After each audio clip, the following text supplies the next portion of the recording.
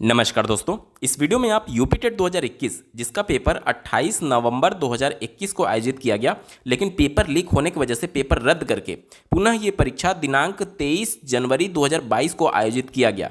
तो री एग्जाम वाला पेपर जो हुआ था उसके गणित पार्ट का कंप्लीट पेपर सोल्यूशन आप देखने जा रहे हैं। अगर आप 2011 से लेकर के अब तक जितने भी यूपी टेट के पेपर का आयोजन हुआ है, ईयर वाइज सभी सब्जेक्ट्स के कंप्लीट पेपर सोल्यूशन को डिटेल में देखना चाहते हैं तो इस वीडियो के समाप्त होने के बाद से आप इस वीडियो का डिस्क्रिप्शन जरूर चेक कर लीजिएगा। चलिए दोस्तों, आज के इस महत्वपूर्ण वीडियो को शुरू करते हैं।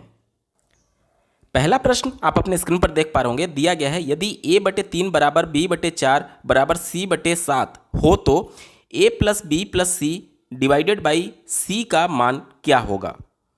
देखिए, ये हमें गिवन है और इसका मान हमें निकालना है। तो कैसे निकालेंगे, देखिए यहाँ पर अगर मैं ये लिख दूं कि a/3 बराबर b/4 बराबर c/7, जब सबका मान बराबर है तो इसके बराबर मैं k मान सकता हूँ। ठीक है, तो a का मान क्या हो जाएगा, तिर्यक गुणा कर देंगे तो a का मान आ जाएगा 3k।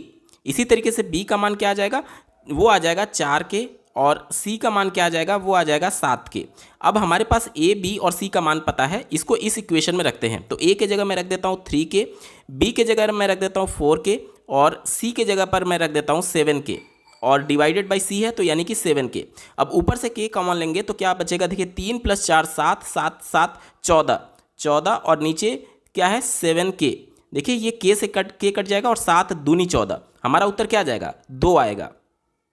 दिए गए विकल्प में देखिए ऑप्शन नंबर 3 में दिया गया है 2, इसका बिल्कुल सटीक उत्तर हो जाएगा। अगला प्रश्न आप अपने स्क्रीन पर देख सकते हैं, पूछा गया है यदि 5 जनवरी 1991 को शनिवार था तो 3 मार्च सन 1992 को सप्ताह का कौन सा दिन होगा। देखिए यही हमें दिया गया है कि 5 जनवरी सन 1991 को कौन सा दिन था, शनिवार था, तो 3 मार्च 1992 को कौन सा दिन पड़ने वाला है। ठीक है, चलिए किसी भी ईयर को हम ये कैसे ज्ञात करते हैं कि वो ईयर लीप ईयर है या नहीं, क्योंकि लीप ईयर में 366 दिन होते हैं और जो नॉन लीप ईयर होते हैं उनमें 365 दिन होते हैं। तो जो भी सन हमें दिया गया है, जैसे 1991, इसका अगर हमें पता करना है कि 1991 लीप ईयर है या फिर नॉन लीप ईयर है, तो जो भी ईयर होगा उसको सीधे आप 4 से डिवाइड कर दीजिए। 1991 को अगर मैं 4 से डिवाइड करता हूँ तो देखिए 4 चौके 16, 3 बचा और ये 39 हो गया, 4 9 36, फिर 3 बचा 31 हो गया, तो 4 सते 28, 4 सते 28 और शेषफल यहाँ पर कितना बच गया, शेषफल यहाँ पर 3 बच गया। तो जब भी किसी ईयर में 4 से डिवाइड करते हैं और शेषफल बच जाता है तो वो नॉन लीप ईयर माना जाता है। यानी कि 1991 में टोटल दिनों की संख्या कितनी हो जाएगी, 1991 में टोटल दिनों की संख्या जो होगी वो 365 होगी। इसी तरीके से हमें 1992 को चेक करना होगा। तो 1992 को अगर मैं 4 से डिवाइड करता हूँ तो देखिए 4 चौक 16, 3 बचा 39 हो गया, उसके बाद से 4 9 36, फिर 3 बचा 32 हो गया, 4 8 32। अब यहाँ पर शेषफल कितना बचा, शेषफल 0 बचा है, शेषफल कितना बचा है, 0 बचा है। यानी कि 1992 जो होगा वो एक लीप ईयर होगा और इस वजह से इसमें 366 दिन होंगे। ये क्या है, ये नॉन लीप ईयर है और ये क्या है, ये लीप ईयर है। ठीक है, अब ये दिनों की संख्या हम लोग क्यों ज्ञात कर रहे हैं, क्योंकि सप्ताह में 7 दिन होते हैं और 7 दिन के बाद वही दिन बार बार रिपीट होता है। ठीक है, तो सबसे पहले जो हमें यहाँ पर 1991 से लेकर के 1992 का डेट दिया गया है, तो इसमें टोटल पहले हम दिन काउंट कर लेते हैं कि टोटल कितने दिन आ रहे हैं, उससे 7 से डिवाइड कर देंगे। तो यानी कि जो पूरी तरीके से कट जाएगा, यानी उतने कंप्लीट सप्ताह होंगे और जो शेषफल बचेगा उसको शनिवार के बाद उतने दिन जोड़ करके इसका डायरेक्टली हम लोग डे निकाल सकते हैं। कैसे, इसको समझते हैं। जैसे कि 1991 क्या था, एक नॉन लीप ईयर था, यानी इसमें दिनों की संख्या कितनी हो जाएगी, 365 हो जाएगी। और चूंकि ऑलरेडी 5 दिन बीत चुके हैं, क्योंकि 5 जनवरी को ये डेट दिया गया, तो 5 दिन बीत चुके हैं 365 में से, तो हमें 5 दिन इसमें से घटाना पड़ेगा। क्यों 5 दिन मैंने घटाया, क्योंकि 5 जनवरी 1991 का दिन दिया है, 5 जनवरी 5 दिन बीत चुके हैं, इसलिए मैंने यहाँ से 5 दिन घटा दिया। अब ये हमने 1991 के टोटल दिनों को हमने काउंट कर लिया, क्योंकि टोटल दिन 365 थे, उसमें से 5 दिन बीत चुके हैं तो 5 दिन मैंने घटा दिया। ठीक है, अब 1992 में आते हैं, ये 1991 तक का हो गया है। ठीक है, अब 1992 में आते हैं, कितने दिन हैं, तो प्लस 1992 के मार्च तक हमें चलना है। यानी जनवरी में कितने दिन का होता है, 31 दिन का। फरवरी कितने दिन का होगा, जनरली 28 दिन का होता है, लेकिन चूंकि 1992 एक लीप ईयर है और इसमें एक दिन बढ़ जाता है और वो एक दिन किस महीने में बढ़ता है, जाहिर सी बात है फरवरी में बढ़ेगा। यानी कि इसके फरवरी में जो 1992 लीप ईयर है उसके फरवरी में दिनों की संख्या कितनी हो जाएगी, 29 हो जाएगी, 28 नहीं होगी बल्कि 29 हो जाएगी। और प्लस मार्च में किस डेट को लेना है, 3 मार्च को लेना है, यानी कि 3 दिन और हमें ले लेना है। तो अब टोटल दिनों की संख्या काउंट कर लीजिए। देखिए 365 में से 5 घटाएंगे तो 360, और ये देखिए ये मिल करके कितना हो जाएगा 10, और ये 30 मिल करके हो जाएगा आपका 60 और 3 63 प्लस 63, यानी कि टोटल जोड़ देंगे तो कितना आ जाएगा, टोटल जोड़ देंगे तो ये आ जाएगा 3 और 6 6 12 का 2 हाथ में 1, 3 और 1 4, टोटल आ गया 423 दिन। अब 423 दिन में हमें 7 से डिवाइड करना होगा। मैं 7 से ही क्यों डिवाइड कर रहा हूँ, 7 से इसलिए डिवाइड कर रहा हूँ क्योंकि एक सप्ताह में 7 दिन होते हैं और 7 दिन के बाद वही दिन अपने आप को रिपीट कर रहा होता है। तो मैं ये देखना चाहता हूँ कि 423 दिन में टोटल कितने सप्ताह हो रहे हैं, क्योंकि जितने सप्ताह होंगे उस सप्ताह का लास्ट दिन जो होगा वो शनिवार पड़ेगा, और उसके बाद जितने शेषफल आएंगे उसको शनिवार में जोड़ करके आगे के दिन को हम लोग काउंट कर लेंगे। वही हमारा 3 मार्च 1992 का दिन होगा। तो चलिए 7 से डिवाइड करते हैं, तो 7 छक 42 होता है और 0 उतर जाएगा। हमारे पास शेषफल कितना बचा, शेष हमारे पास बच गया 3 दिन। कितना बच गया, 3 दिन। अब शनिवार से 3 दिन जोड़ लीजिए, तो शनिवार यानी कि सैटरडे, इसके बाद अगला दिन क्या पड़ेगा संडे, उसके बाद अगला दिन क्या पड़ेगा मंडे, और उसके बाद अगला दिन क्या पड़ेगा ट्यूसडे। देखिए ये हमें दिन दिया गया है शनिवार वाला, सैटरडे वाला, इसके बाद ये पहला दिन, ये दूसरा दिन और ये तीसरा दिन। 3 दिन हम लोग क्यों काउंट कर रहे हैं, क्योंकि शेषफल 3 बचा था, शेषफल 3 बचा था। अगर शेषफल 5 बचता तो आगे के 5 दिन हम लोग काउंट कर रहे होते हैं। तो तीसरे दिन की बात की जा रही है, यानी कि 3 शेषफल बचा, यानी तीसरे शेषफल को कौन सा दिन पड़ रहा है, ट्यूसडे पड़ रहा है। यानी कि 3 मार्च सन 1992 को कौन सा दिन पड़ जाएगा, उस दिन मंगलवार पड़ेगा। उम्मीद करता हूं कॉन्सेप्ट आपको अच्छे से समझ में आया होगा। दिए गए विकल्प में देखिए ऑप्शन नंबर 2 में दिया गया है मंगलवार, इसका बिल्कुल सही जवाब हो जाएगा। अगला प्रश्न आपके स्क्रीन पर है, दिया गया है, हल कीजिए। यहां पर एक इक्वेशन टाइप दिया गया है और इसको सॉल्व करने के लिए हमसे बोला जा रहा है।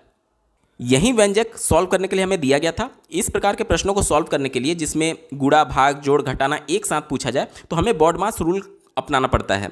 अब बॉडमास रूल के अनुसार सबसे पहले हमें ये ब्रैकेट सॉल्व करना पड़ेगा, उसके बाद ये ब्रैकेट सॉल्व करके, और उसके बाद से बीच में जो डिवीजन है, भाग है, उसको हमें सॉल्व करना पड़ेगा। ठीक है, चलिए सॉल्व करते हैं। इससे पहले कुछ कॉन्सेप्ट हम लोग समझ लेते हैं, जैसे कि किसी भी व्यंजक पर जब घात माइनस में हो तो इसको सीधे तौर पर हम लोग ऐसे लिख सकते हैं 1/x पर घात 3, 1/x पर घात 3। ये कैसे होता है ये मैं आपको समझाने की कोशिश करता हूँ। जैसे कि 1 को हम लोग क्या लिख सकते हैं, x पर घात 0 लिख सकते हैं, क्योंकि किसी भी व्यंजक पर जो घात 0 होता है उसका मान सदैव 1 होता है, और बटे x पर घात 3 है। घातांक के नियम के हिसाब से अगर आधार समान है, दोनों का आधार x है, अगर आधार समान है तो घात जो है वो आपस में घट जाते हैं, यानी अंश वाला घात माइनस हर वाला घात।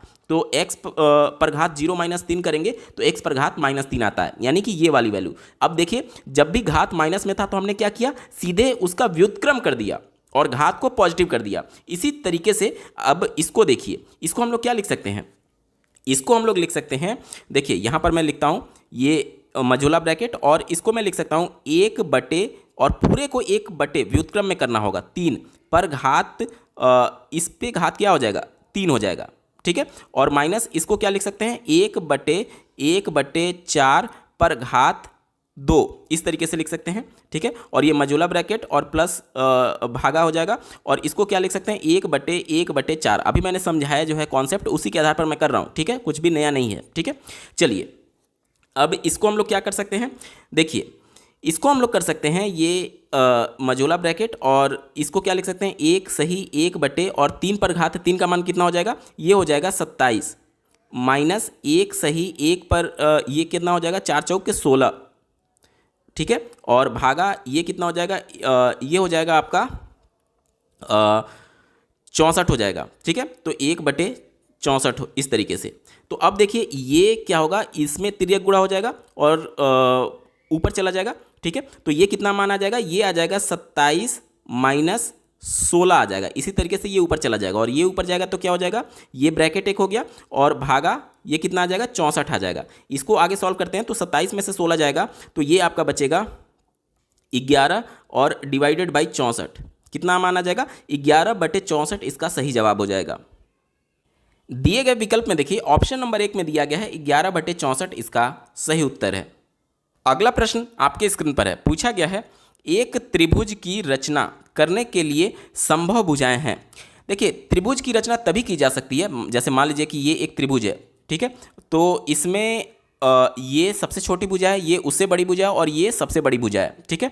तो सबसे छोटी भुजा, दो सबसे छोटी भुजाओं का जो योग होगा वो तीसरी सबसे बड़ी भुजा से सदैव ज़्यादा होगा। मतलब कि अगर ये भुजा का मान अगर ए बी और सी में रख देता हूँ तो क्या हो जाएगा, ए बी प्लस ए सी का मान जो आएगा वो हमेशा बी सी से ज़्यादा ही आएगा, ठीक है। यानी कि किसी भी त्रिभुज की दो छोटी भुजाओं का योग तीसरी सबसे बड़ी भुजा से सदैव बड़ा होना चाहिए, तभी वो त्रिभुज का निर्माण हो सकता है। चलिए एक एक करके विकल्पों को सेटिस्फाई करके देखते हैं कि कौन सा विकल्प इसको सेटिस्फाई करता है। यहां पर देखिए, ये पहली छोटी भुजा और ये दूसरी छोटी भुजा, इन दोनों को जोड़ेंगे तो 6 आएगा और सबसे बड़ी भुजा जो है वो 6 सेंटीमीटर है। यानी कि मान क्या रहा है, दो छोटी भुजाओं का योग जो है वो बड़ी भुजा के योग के बराबर है। तो ये त्रिभुज बना पाना संभव नहीं है, इसलिए हमारा उत्तर नहीं होगा। क्यों? क्योंकि दो छोटी भुजाओं का जोड़ जो होगा वो तीसरी भुजा से बड़ा आना चाहिए। यानी कि इन दोनों को जोड़ते और 6 सेंटीमीटर से बड़ा आता, तब जाकर के ये त्रिभुज का निर्माण संभव हो सकता था। तो ये संभव ही नहीं है, क्योंकि दोनों छोटी भुजाओं को जोड़ने पर बड़ी भुजा के योग के बराबर आ रहा है, बड़ी भुजा के बराबर आ रहा है, ठीक है। तो ये संभव नहीं है। दूसरे विकल्प को देखते हैं। इनमें ये और ये छोटी भुजा है, इन दोनों को एक बार जोड़ लेते हैं। देखिए जोड़ता हूं मैं, ये 6 और 9 15 का 5, हाथ में 1, 4 1 5 और 5 10। अब दो छोटी भुजाओं को मैंने जोड़ा तो 10.5 सेंटीमीटर आया और बड़ी भुजा का मान जो दिया है वो 6.3 सेंटीमीटर दिया है। यानी कि दो छोटी भुजाओं का योग जो है वो बड़ी भुजा से बड़ी हो गई, इसलिए इससे त्रिभुज संभव है। तो यही हमारा सही जवाब हो जाएगा। आगे के विकल्पों को एक बार क्रॉस वेरीफाई कर लेते हैं। देखिए, जब भी आप विकल्प देखें तो तीनों जो मात्रक यहाँ पर दिया गया है इसको ध्यान से देखिएगा। ये सेंटीमीटर में दिया गया और ये मिलीमीटर में दिया गया है। तो सबसे पहले हमें एक मात्रक में इसको कन्वर्ट करना पड़ेगा। मिलीमीटर को सेंटीमीटर में बदलने के लिए 10 से भाग देंगे, यानी कि 10.5 हो जाएगा और ये 3.9 हो जाएगा। तो अब यहां पर सबसे छोटी भुजा कौन सी हो गई, ये सबसे छोटी भुजा हो गई और उसके बाद कौन सी भुजा है, ये वाली। यानी इन दोनों को जोड़ने पर अगर इससे बड़ा आता है मान तो ही त्रिभुज संभव है। तो दोनों को जोड़ देते हैं। देखिए 5 9 14 का 4, हाथ में 1, 3 1 4, 4 और 6 10, 10.4 आ रहा है। जबकि सबसे बड़ी भुजा का मान कितना है, 10.5। जबकि ये दो छोटी भुजाओं का योग इससे ज़्यादा आना चाहिए जो कि कम आ रहा है, इसलिए इससे भी त्रिभुज संभव नहीं है। अगला देखिए, दिया गया है इसमें ये छोटी भुजा है और ये छोटी भुजा है, इन दोनों का योग इससे ज़्यादा आना चाहिए तभी त्रिभुज संभव है। देखिए 5 और 3 कितना हो जाएगा, 8 हो जाएगा और 5 और 3 8 हो जाएगा। 8.8 सेंटीमीटर आ रहा है और बड़ी भुजा का माप कितना दिया गया, 9.2 सेंटीमीटर दिया गया। यानी कि ये भी त्रिभुज संभव नहीं है, क्योंकि छोटी भुजाओं का योग जो है वो 9.2 सेंटीमीटर से बड़ा आना चाहिए। तो केवल एक ही कंडीशन इसको फुलफिल कर रहा है। ऑप्शन नंबर 2 सही उत्तर है। अगला प्रश्न आप अपने स्क्रीन पर देख पा रहे होंगे। दिया गया है √3 और यहाँ पर घनमूल 4 का घनमूल और यहाँ पर देख सकते हैं 5 का चतुर्थ मूल दिया गया है और कहा जा रहा है आरोही क्रम में व्यवस्थित करिए। आरोही क्रम का मतलब बढ़ते हुए क्रम में, यानी कि इनमें से जो सबसे छोटा मान आएगा उसको सबसे पहले, उससे बड़ा उसके बाद और सबसे बड़ा जो होगा उसको सबसे अंत में लिखना होगा। अब जब आप इसको सॉल्व करने जाएंगे तो बहुत टाइम आपका कंज्यूम होगा। एक तो घनमूल निकालने और चतुर्थ मूल निकालने में आपके पसीने छूट सकते हैं। इसलिए कभी भी इन प्रकार के प्रश्नों को हमें सॉल्व नहीं करना है, बल्कि ट्रिक से खेलना है कि किस तरीके से हमें सबसे छोटी, उससे बड़ी और उससे बड़ी मान जो है वो हमें प्राप्त हो जाए। चलिए मैं आपको समझाता हूँ इस प्रकार के प्रश्नों को किस तरीके से सॉल्व करते हैं। अगर मैं आपसे पूछूँ कि ये √5 है, ये √8 है और ये √15 है, इसमें सबसे बड़ी संख्या कौन सी है, तो आप एक झटके में इसका उत्तर दे सकते हैं कि ये सबसे बड़ी संख्या है और ये सबसे छोटी संख्या है। क्यों? क्योंकि यहाँ पर जो मूल है, जैसे यहाँ पर देखिए अगर कुछ नहीं लिखा है यानी सब क्या है, वर्गमूल है। तो यहाँ पर जब सब वर्गमूल है तो √ के अंदर जो सबसे बड़ी वैल्यू होती है वही संख्या सबसे बड़ी होती है और जो सबसे छोटी है वो संख्या सबसे छोटी होती है। तो जब ये यूनिफॉर्म रहे, मतलब सब जगह 2 रहे, सब जगह 3 रहे या फिर सब जगह 4 रहे, तब तो कोई प्रॉब्लम नहीं है। लेकिन प्रॉब्लम तब शुरू हो जाती है जब यहाँ पर देखिए, यहाँ पर कुछ नहीं है यानी कि 2 है, यहाँ पर 3 है और यहाँ पर 4 है। तो डायरेक्टली देख करके हम लोग इसका उत्तर नहीं दे सकते। यानी कि एक बात तो क्लियर है कि सबसे पहले हमें यहाँ पर जो वैल्यू लिखी गई है इसको एक समान करना होगा। अब एक समान कैसे कर सकते हैं, तो यहाँ पर देखिए इसको हम लोग क्या लिख सकते हैं, 3 पर घात 1/2 लिख सकते हैं। इसको हम लोग क्या लिख सकते हैं, 4 पर घात 1/3 लिख सकते हैं। और इसको हम लोग क्या लिख सकते हैं, इसको लिखा जा सकता है 5 पर घात 1/4। अब हमें क्या करना है, 2, 3 और 4 सबको एक बराबर करना है। एक बराबर कैसे कर सकते हैं, तो यहाँ पर अगर 2, 3 और 4 का एलसीएम हम लोग देखें तो इसका जो एलसीएम हो जाएगा वो हो जाएगा 12। यानी कि अब ये जो नीचे वाली संख्या है इन सभी को हमें 12 करना है। अब अगर 2 को मुझे 12 करना है तो कैसे कर सकता हूँ, 2 में अगर मैं 6 से गुणा कर दूं तो 12 आ जाएगा। लेकिन किसी भी भिन्न में हम डायरेक्टली केवल हर में गुणा नहीं कर सकते। जिस संख्या से हर में गुणा करते हैं उसी संख्या से हमें उस भिन्न के अंश में भी गुणा करना होता है। यानी कि हम लोग इसको कैसे कर सकते हैं, 3 पर घात 1/2 जो है इसको ऊपर भी हम लोग 6 से गुणा कर दें और नीचे भी 6 से गुणा कर दें, क्योंकि देखिए 6 से 6 कट जाएगा और फिर से हमें 1/2 प्राप्त हो जाएगा। यानी कि किसी भी भिन्न में अंश और हर में समान अंक से गुणा करने पर उसमें कोई भी परिवर्तन नहीं होता है। लेकिन ये गुणा करने से हमारा इंपैक्ट क्या हुआ, अब इसको हम लोग क्या लिख सकते हैं, 3 पर घात 6/12। देखिए एलसीएम के बराबर हमने इसका हर कर दिया। इसको भी हमें जो 3 है इसको 12 करना है। तो 3 में ऐसी कौन सी संख्या से मैं गुणा कर दूं कि ये 12 हो जाए। आप कहेंगे 3 चौके 12 होता है, यानी 4 से गुणा कर दीजिए। तो यहां पर मैं क्या लिख सकता हूं, इसको 4 पर घात 1/3 है, तो ऊपर भी मैं 4 से गुणा कर दूंगा और नीचे भी मैं 4 से गुणा कर दूंगा। अब देखिए ये कट जाएगा, कोई भी इंपैक्ट नहीं पड़ेगा और हमें पहले वाली संख्या मिल जाएगी। लेकिन गुणा करने से क्या प्रभाव पड़ा, ये हो जाएगा 4 पर घात 4/12, इस तरीके से हो जाएगा। और इसको देखिए हमें 12 करना है, 4 को 12 करना है, तो किस संख्या से मल्टीप्लाई किया जाए कि 4 12 में कन्वर्ट हो जाए। आप कहेंगे कि 4 गुणे 3 12 होता है, यानी 3 से मल्टीप्लाई कर दीजिए। तो 5 पर घात जो 1/4 है, ऊपर अंश में भी हम लोग 3 से और नीचे हर में भी हम लोग 3 से मल्टीप्लाई कर देंगे। अब 3 से 3 कट जाएगा, फिर हमें पहले वाली संख्या प्राप्त हो जाएगी, यानी कोई भी परिवर्तन नहीं हुआ। लेकिन इसका इंपैक्ट क्या पड़ा, 5 पर घात क्या हो जाएगा, 3/12 हो जाएगा। अब आप देखिए, अब इसको हम लोग कैसे लिख सकते हैं, इसको हम लोग लिख सकते हैं 3 पर घात 6 और पूरे पर घात 1/12।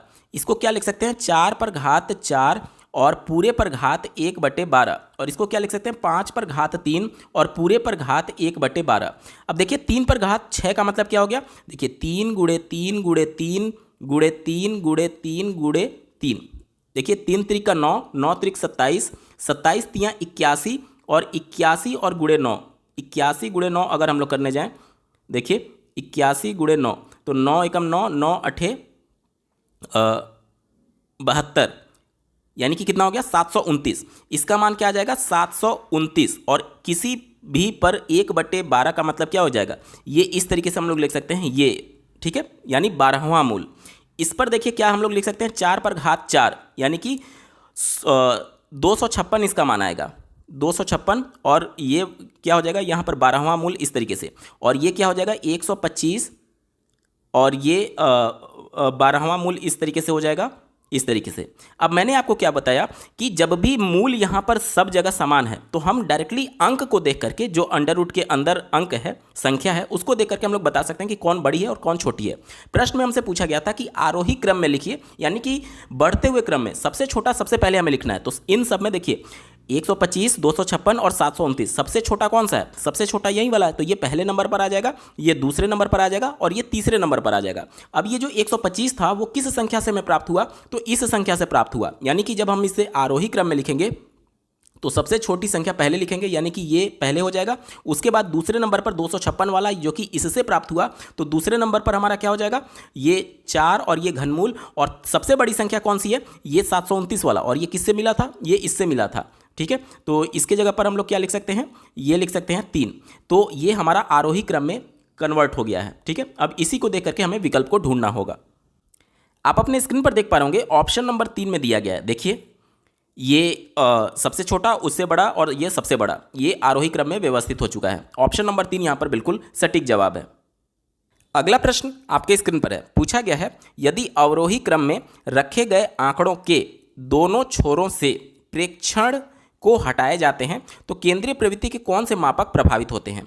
कहा जा रहा है कि अवरोही क्रम में आंकड़े को व्यवस्थित किया गया है। तो मैं मान लेता हूं कि यहाँ पर कुछ आंकड़े मान लेता हूं, जैसे कि 10 हो गया, 9 हो गया, 8 हो गया, 7 हो गया, 6 हो गया, 5 हो गया, 4 हो गया।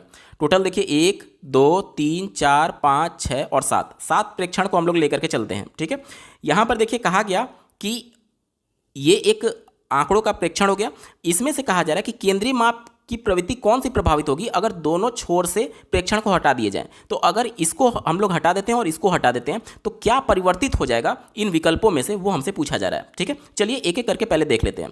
पहले विकल्प में दिया गया माध्य और माध्यक। माध्यक का मतलब होता है कि इन दोनों तरफ से जो बीच में अंक आए, जैसे देखिए 3 इधर से अगर स्किप कर दें और 3 इधर से स्किप कर दें तो बीच में ये आ रहा है, तो ये इसका माध्यक बोला जाएगा, या फिर मध्यमान भी इसी को बोलते हैं, यानी कि बीच का अंक, दोनों साइड से जो बीच का अंक आता है उसी को माध्यक बोला जाता है।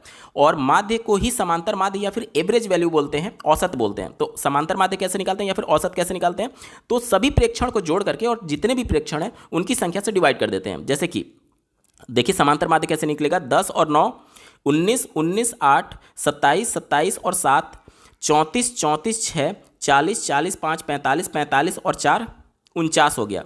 49 और टोटल प्रेक्षण की संख्या कितनी है, 1 2 3 4 5 6 और 7। तो 7 से जब भाग देंगे तो एवरेज वैल्यू क्या आ गई, यानी कि माध्य इसका 7 आ गया। लेकिन कहा यह गया कि अगर दोनों छोर से अगर हम लोग प्रेक्षण को हटा देते हैं तो अब इनका योग कितना हो जाएगा, देखिए 9 और 8 17, 17 7 24, 24 6 30, 30 और 5 35। 35 में अगर मैं 7 अब 5 से डिवाइड करूं तो इनका जो औसत वैल्यू आ रहा है वो कितना आ रहा है, वो आ रहा है 5 7 35। अभी भी एवरेज वैल्यू क्या आ रही है, माध्य जो आ रहा है वो 7 ही आ रहा है। लेकिन अगर इसी के जगह पर ये वैल्यू 2 4 ना होकर के मान लीजिए 1 रहती, क्योंकि होने को तो कुछ भी हो सकता है ना, जरूरी थोड़ी है कि क्रमागत ही हो। यहाँ पर केवल ये बोला गया कि अवरोही क्रम में होना चाहिए। अगर ये 1 हो जाता यानी कि इसमें से 3 और घट जाता, तो यानी कि अब क्या होता, 32। 32 में 5 से भाग देते तो 5 6 30 और उसके बाद से 2 बचता और 5 एकम 5, यानी अब जो एवरेज मिलती वो 6.1 मिलता।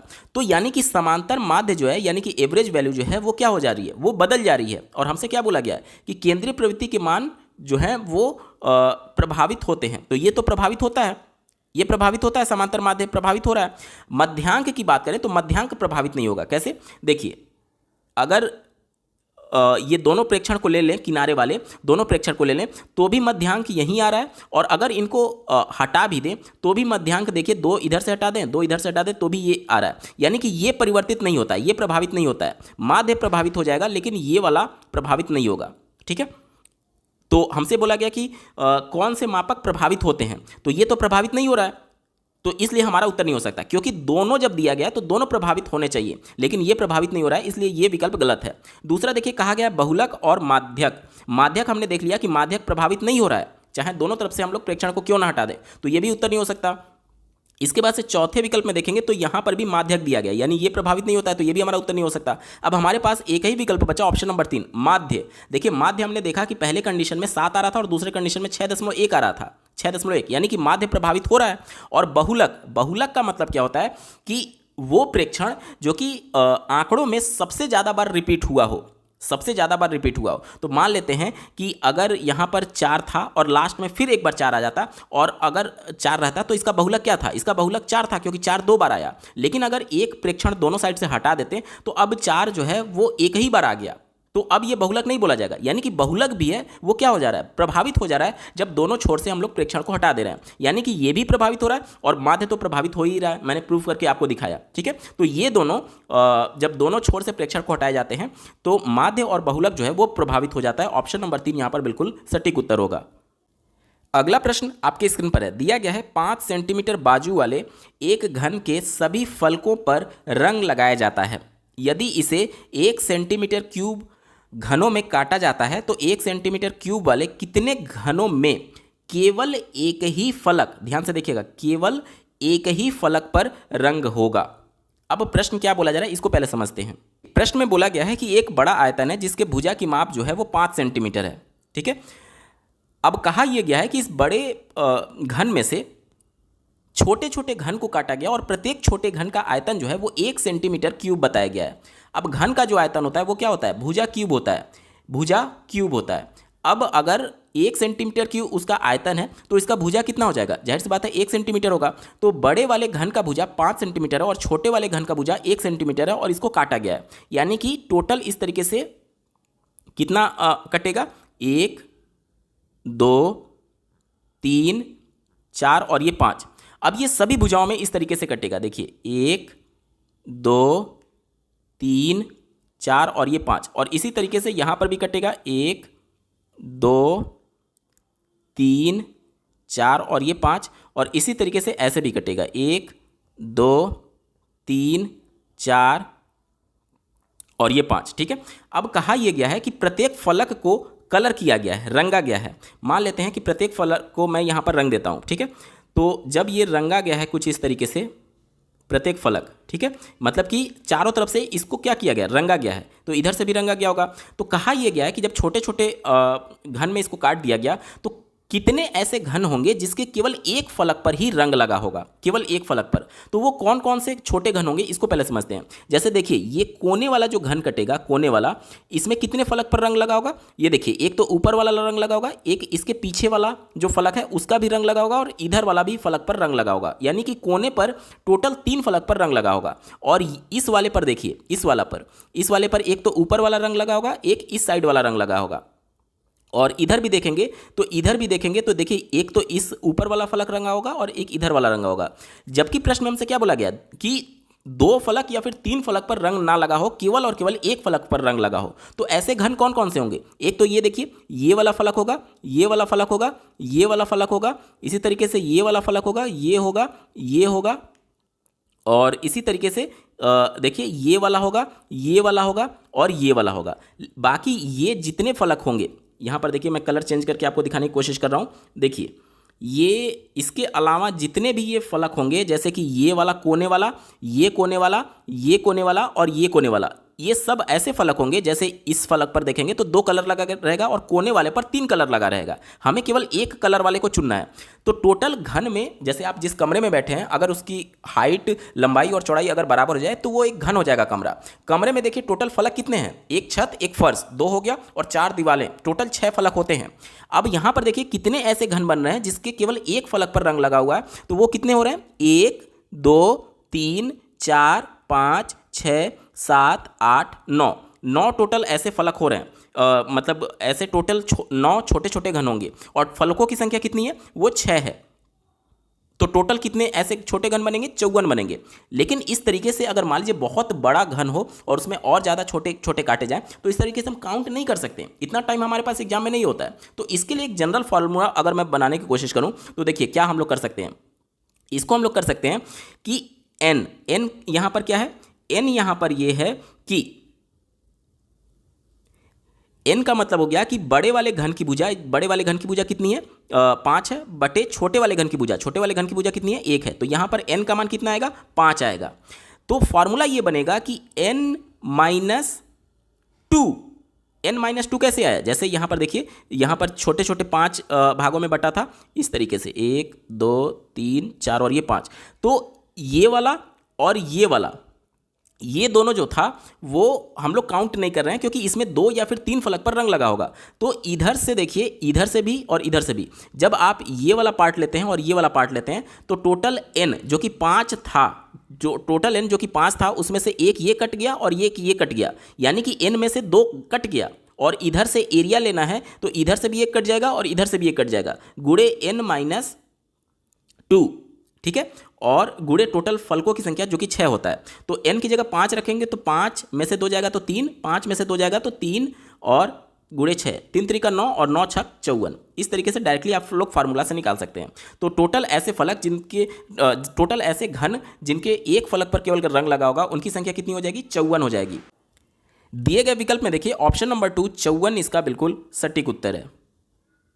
अगला प्रश्न आपके स्क्रीन पर है, पूछा गया है पंचभुज के अंतः कोणों का योग कितना होगा। तो किसी भी बहुभुज के अंतः कोणों का जो योग होता है वो n-2 मल्टीप्लाइड बाई 180 अंश के बराबर होता है। जहां पर n की जगह पर हम लोग कितना रखेंगे, चूंकि ये 5 भुजा है तो n की जगह पर 5 रखेंगे, -2 और गुणे 180 अंश। तो 5 में से 2 जाएगा तो 3 और गुणे 180, 18 36 18 54 होता है, 540 अंश आएगा, जो कि विकल्प नंबर 2 में दिया गया है। विकल्प नंबर 2 इसका बिल्कुल सटीक उत्तर है। अगला प्रश्न आपके स्क्रीन पर है, पूछा गया है एक खंभे का 4/7 भाग जो है वो कीचड़ में धंसा हुआ है। जब धंसे हुए का 1/3 भाग बाहर खींचा जाता है तो पाया गया कि 8 मीटर माप का खंभा अभी भी कीचड़ में है। तो खंभे की माप क्या होगी, ये हमसे पूछा जा रहा है। ध्यान से देखिए प्रश्न में क्या पूछा गया है। एक इस तरीके से खंभा है और इस खंभे का इतना पार्ट मान लीजिए ये कीचड़ में धंसा हुआ है, ठीक है, ये कीचड़ में धंसा हुआ है। क्या बोला गया, एक खंबे का 4/7 भाग जो है वो कीचड़ में धंसा हुआ है। यानी कि अगर ये खंबे की टोटल लंबाई को हम लोग कितना मान लें, x मान लें, तो यानी कि ये कितना हो जाएगा, ये जो धंसा हुआ है कीचड़ में वो कितना दिया गया, 4/7 भाग कीचड़ में धंसा हुआ है, यानी कि ये 4/7 x हो जाएगा। यहां तक क्लियर हो गया। चलिए आगे बोला गया है, जब धंसे हुए का 1/3 भाग बाहर खींचा जाता है। 1/3 भाग को क्या किया गया, बाहर खींचा गया है, तो पाया गया कि 8 मीटर माप का खंबा अभी भी कीचड़ में धंसा हुआ है। अब यहाँ से जो इतना जो धंसा हुआ था, इसका 1/3 भाग केवल खींचा गया है। तो 1/3 भाग खींचा गया है, अगर ये टोटल को हम लोग 1 मान लें, यानी कि जितना खींचा गया 1/3 खींचा गया, तो अभी भी धंसा हुआ पार्ट कितना होगा, 1 माइनस 1/3 करेंगे तो 2/3 भाग अभी भी धंसा होगा, अभी भी 2/3 भाग धंसा होगा। और धंसे हुए का माप हमें दिया गया कितना, 8 मीटर। यानी कि एग्जैक्टली हमें क्या दिया गया है वो ध्यान से समझिएगा। टोटल भाग जो कीचड़ में धंसा हुआ था वो 4/7 x धंसा हुआ था, और इसका 1/3 भाग ऊपर खींच लिया गया, तो अभी भी धंसा हुआ पार्ट कितना है, 2/3। यानी जो धंसा हुआ पहले से था उसका 2/3 अभी भी कीचड़ में है, और वो कितने के बराबर है, वो 8 मीटर के बराबर है। तो हमसे क्या पूछा गया कि खंबे की पूरी माप बताइए। खंबे की पूरी माप क्या है, x ही तो है, यानी x का मान हमें निकालना है। तो 4 दूनी 8, इससे ये कट जाएगा, और 7 त्रिक 21 जो कि तिर्यक गुना होकर के इधर चला जाएगा, तो x का मान क्या आ जाएगा, 21 मीटर आ जाएगा। और यही प्रश्न में हमसे पूछा गया था कि खंबे की लंबाई क्या होगी, तो खंबे की लंबाई क्या हो जाएगी, ऑप्शन नंबर 1 में इसका उत्तर दिया गया है। देखिए 21 मीटर इसका बिल्कुल सटीक उत्तर हो जाएगा। ऑप्शन नंबर 1 सटीक जवाब है। चलिए बढ़ते हैं अगले प्रश्न की तरफ। दिया गया है ए और बी किसी काम को 12 दिन में करते हैं, यानी कि ए प्लस बी मिलकर के इस काम को कितने दिन में कर रहे हैं, 12 दिन में कर रहे हैं। बी और सी मिलकर के उसी काम को 15 दिन में करते हैं। चलिए बी और सी मिलकर के इसी काम को कितने दिन में कर रहे हैं, 15 दिन में। कहा जा रहा है सी और ई उसी काम को 20 दिन में करते हैं। तो चलिए सी और ए मिलकर के इस काम को कितने दिन में कर रहे हैं, 20 दिन में कर रहे हैं। तो कहा जा रहा है कि ए अकेले उस काम को कितने दिन में कर सकता है। अब अगर हम लोग इसको सॉल्व करें तो इन तीनों का जो एलसीएम होता है वो टोटल काम के बराबर होता है। तो 20, 15 और 12 का एलसीएम जो होगा वो 60 होगा। यानी कि ए और बी के लिए टोटल काम, बी और सी के लिए टोटल काम, और सी और ए के लिए टोटल काम जो हो जाएगा वो कितना हो जाएगा, 60 हो जाएगा। ठीक है। और अगर ए और बी के एक दिन का काम निकालना चाहें तो यहां पर देखिए ये 12 दिन में कर रहा है और टोटल काम 60 दिन है। तो ए और बी एक दिन में कितना काम करेगा, तो टोटल काम में कितना दिन समय लग रहा है उससे भाग दे दें तो एक दिन का काम मिल जाएगा। यानी 60 में अगर 12 से भाग दे दें तो ये आता है 5। तो यानी कि ए और बी के एक दिन का काम 5 के बराबर होगा। बी और सी के एक दिन का काम कितना होगा, 60 में 15 से भाग देंगे तो ये 4 के बराबर आएगा। सी और ए के एक दिन का काम कितना का होगा, तो 60 में 20 से भाग देंगे तो ये 3 के बराबर आएगा। अब अगर तीनों के एक दिन का काम अगर हम लोग जोड़ दें तो 5, 4, 9 और 3, 12 हो जाएगा। और इधर भी जोड़ना पड़ेगा तो क्या हो जाएगा, देखिए ए यहां पर और ए यहां पर दोनों मिलकर के क्या हो जाएगा, 2a प्लस बी यहां पर मिलकर के दोनों मिलकर के क्या हो जाएगा, 2b, और प्लस सी यहां पर और सी यहां पर मिलकर के क्या हो जाएगा, 2c। अब 2 कॉमन ले लें तो a प्लस बी प्लस सी आ जाएगा, और ये कितने के बराबर होगा, 12 के बराबर। यानी कि इससे काट दें तो यानी कि a प्लस बी प्लस सी के एक दिन का काम जो है वो कितना है, 6 है। a प्लस बी प्लस सी के एक दिन का काम 6 है। अब अगर हमें a के अकेले एक दिन कितने दिन में कर लेगा ये हमें निकालना है। तो अगर ए के एक दिन का काम निकाल लें और उसमें टोटल काम से डिवाइड कर दें तो ए कितना समय लेगा वो हमें पता चल जाएगा। तो ए प्लस बी प्लस सी का हमें पता है, और इसमें से बी प्लस सी को अगर हम लोग घटा दें, देखिए बी प्लस सी को मैं यहाँ पर घटा रहा हूँ और इसका मान कितना था, 4 था। तो दोनों तरफ घटाते हैं, इसको माइनस कर देंगे, इसको माइनस करेंगे, ये 2 के बराबर आएगा, ये बी से बी कट जाएगा, ये सी से सी कट जाएगा। यानी ए का मान कितना आ गया, 2। यानी कि ए के अकेले एक दिन में वो 2 काम कर रहा है और टोटल काम की संख्या कितनी है, 60 है। तो कितना समय लगेगा, तो टोटल काम में एक दिन के काम से भाग दे देंगे तो टोटल समय कितना लगेगा, वो 30 दिन लगेगा। देखिए 30 दिन किस विकल्प में दिया गया, ऑप्शन नंबर 3 में दिया गया। विकल्प नंबर 3 यहाँ पर बिल्कुल सटीक उत्तर हो जाएगा। उम्मीद करता हूँ आपको बेहतर ढंग से समझ में आया होगा। अगला प्रश्न आप अपने स्क्रीन पर देख पा रहे होंगे, पूछा गया है 14/33, 42/55 और 21/22 का महत्तम समापवर्तक क्या होगा। जब मौसा हमें भिन्न के रूप में दिया गया रहे और उसका मौसा पूछे तो इस कंडीशन में जितने भी भिन्न हैं उन सबका जो अंश है, यहाँ पर देखिए अंश जो होता है उसका मौसा निकाल देते हैं और जो हर होता है उसका लौसा निकाल देते हैं। अगर प्रश्न में आपसे मौसा की जगह लघुत्तम समापवर्तक पूछा रहता तो अंश में सबका लौसा निकालते और हर में सबका मौसा निकालते। मतलब कि अंश में हमेशा वो मान निकालेंगे जो कि प्रश्न में पूछा गया है। जैसे यहाँ मौसा पूछा गया है तो अंश का मौसा निकालेंगे और हर का लौसा निकाल देंगे, और अगर प्रश्न में लौसा पूछा रहता तो अंश का लौसा निकालते और हर का मौसा निकालते। हमसे क्या पूछा गया? मौसा, यानी जितने भी अंश हैं इन सब का मौसा पहले निकालना होगा। तो मौसा क्या होता है? जितने भी यहाँ पर मान दिए गए हैं इन सबके गुणनखंड में जो सबसे कॉमन होगा वही हमारा मान आएगा। जैसे 14 का गुणनखंड क्या होता है? 2 गुणे 7 लिख सकते हैं। उसके बाद से 42 का गुणनखंड क्या होता है? 6 गुणे 7 लिख सकते हैं। और 21 का गुणनखंड क्या हो सकता है? 3 गुणे 7 लिख सकते हैं। इन सब में कॉमन क्या है? 7 है। तो इस अंश का मौसा क्या हो जाएगा? 7 हो जाएगा। अब हर का हमें क्या निकालना है? लौसा निकालना है, यानी कि 33 का गुणनखंड क्या हो जाएगा? 3 गुणे 11। 55 का गुणनखंड क्या हो जाएगा? 5 गुणे 11। और 22 का गुणनखंड क्या हो जाएगा? 2 गुणे 11। तो लौसा में क्या करते हैं कि जो सबसे कॉमन है वो तो लेते ही लेते हैं, और जो नहीं भी कॉमन है उसको भी ले लेते हैं। तो इस गुणे 2 गुणे 5 गुणे 3, तो 3 पचे 15 दूनी 30, 30 और 11 करेंगे तो 330 हो जाएगा। कितना? 330। तो इसका अंश का हमने मौसा ले लिया जो कि 7 आया, और हर का लौसा जो कि कितना आ रहा है? 330 आ रहा है। यानी कि हमारा उत्तर क्या हो जाएगा? 7/330। देखिए किस विकल्प में दिया गया? ऑप्शन नंबर 1 7/330 इसका बिल्कुल करेक्ट आंसर है। अगला प्रश्न आपके स्क्रीन पर दिया गया है। देखिए दिया गया है कि 7 + 2 √10 का वर्गमूल क्या होगा। अब इसका वर्गमूल निकालेंगे तो बहुत ये कॉम्प्लिकेटेड हो जाएगा। इससे अच्छा ये है कि जो हमें विकल्प दिए गए हैं उसी से लेकर के चलते हैं। इसका वर्गमूल हमें पूछा जा रहा है, यानी कि जो भी विकल्प दिए गए हैं इन सब का अगर स्क्वायर कर दें तो ये वाली वैल्यू हमें मिलनी चाहिए।